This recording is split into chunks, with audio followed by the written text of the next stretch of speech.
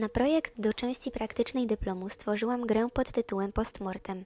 Gra powstała w pracowni projektowania gier i komiksów pod nadzorem doktora habilitowanego Daniela Mizielińskiego. Postmortem jest grą z gatunku solo RPG. Gry RPG z języka angielskiego Role Playing Games są to gry fabularne, w których grupa graczy wciela się w rolę postaci osadzonych w uprzednio przygotowanym, fikcyjnym świecie. Za przygotowanie takiego świata oraz przygód, jakie będą się w nim działy, odpowiedzialny jest mistrz gry. Grupa graczy dąży do osiągnięcia wspólnego celu wyznaczonego w narracji oraz do celów zindywidualizowanych dla każdej postaci grającej.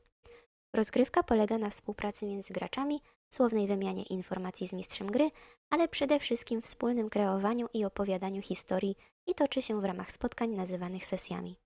Zatem solo RPG to gry fabularne, których mechanika została przygotowana tak, by pojedynczy gracz mógł doświadczyć tych samych fantastycznych przygód bez potrzeby udziału osób trzecich. Wreszcie, solo journaling to podgatunek gier solo RPG, nazywany też grami zeszytowymi. Rozgrywka w grze typu solo journaling może być przeprowadzona w całości przy użyciu zeszytu i długopisu.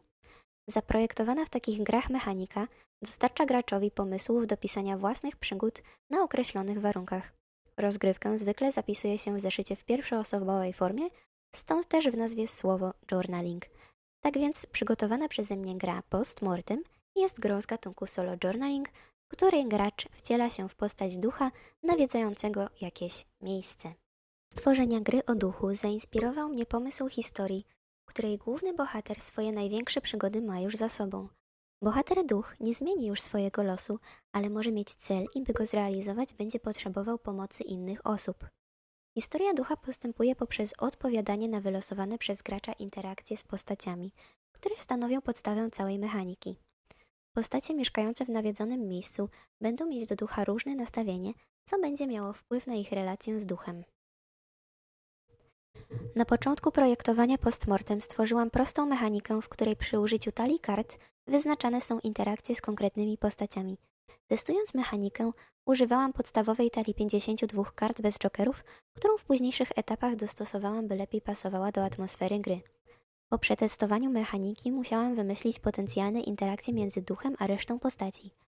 Łącznie 40 wymyślonych do gry interakcji napisałam tak, by każda mogła być pozytywnie lub negatywnie zinterpretowana, co stanowi część mechaniki gry. Szatę graficzną całego projektu opracowałam ograniczając się do 4 kolorów czerni oraz bieli, gdzie biel zawsze reprezentuje ducha.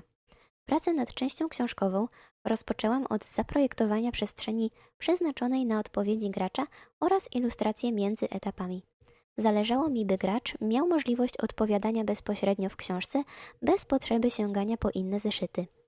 Przestrzeń potraktowałam minimalistycznie, by dać graczowi szansę na rozpisanie się pod każdą interakcją, bez rozpraszania jego uwagi. Każdy etap różni się od siebie kolorystycznie w celu ułatwienia szukania konkretnych interakcji. Podczas rysowania ilustracji próbowałam uchwycić samotną naturę ducha. Jego rozmywającą się sylwetkę umieszczam w pustych przestrzeniach, chowającego się czy uciekającego. W ten sposób ilustracje odzwierciedlają sytuację w grze. Duch niby jest obecny, ale pozostaje niezauważony lub niezaakceptowany przez resztę mieszkańców. Wreszcie, przy projektowaniu kart starałam się utrzymać melancholijny nastrój, wrażenie ciszy i tajemnicy. Karty numerowane są pozbawione obecności ludzi i duchów. Reprezentują temat, który łączy oba światy – śmierć. Zebrałam motywy kojarzące się w jakimś stopniu ze śmiercią, np. przemijanie czasu, pamiątki, zdjęcia oraz motywy częściej kojarzone z duchami, jak świece i plansze Ouija. 10 wybranych motywów ułożyłam od tych najbardziej przyziemnych po coraz bardziej paranormalne. Na kartach figur pojawiają się sylwetki obu śmiertelników i odzwierciedlających ich duchów. Wszystkie figury są narysowane w pozach z wyciągniętą ręką w geście podania jej lub sięgnięcia po coś. Podjęłam taką decyzję, ponieważ karty figur w grze oznaczają konfrontację postaci z duchem. Rozgrywka jest podzielona na 4 etapy i każdy etap przechodzi się w bardzo podobny sposób. Na stole rozkładamy 4 karty rewersem do góry. Odkrywamy jedną. Położenie karty białą lub czarną ramką do góry określa, czy interakcja będzie pozytywna czy negatywna. Wartość karty mówi nam o interakcji, którą należy znaleźć w książce i opisać, a symbol karty informuje nas o postaci, z jaką będziemy wchodzić w interakcję. Znając te informacje, możemy przystąpić do opisania jednej interakcji ducha z postacią. Tutaj przykład. Odkryłam kartę z numerem 1. Interakcja brzmi: w pobliżu czai się zagrożenie, jak możesz je zlikwidować? Czy osoba, której zagraża, wie, co się dzieje? Z karty wiem, że interakcja jest pozytywna i bierze w niej udział Ada. Przystępuję do pisania. Za każdym razem, gdy ktoś zapalał światło w kuchni, słyszałam bardzo cichy, krótki dźwięk. Sama lodówka wystarczyła, by zagłuszyć ów niepokojący dźwięk, więc domownicy zdawali się o niczym nie wiedzieć. Którejś nocy Ada zeszła do kuchni po szklankę wody, gdy wszystko pogrążyło się w mroku. Żarówki na zmianę zapalały się i gasły. Następnego dnia Ada zaczęła się interesować sprawą.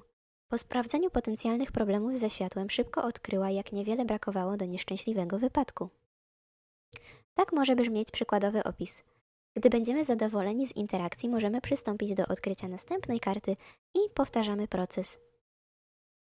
Praca nad grą była dla mnie bardzo uczącym i ciekawym doświadczeniem. Największym wyzwaniem było dla mnie stworzenie własnej, działającej mechaniki do gry. Myślę, że dużo się dowiedziałam o tym procesie i w przyszłości chętnie podjęłabym się ponownie pracy nad podobnym projektem.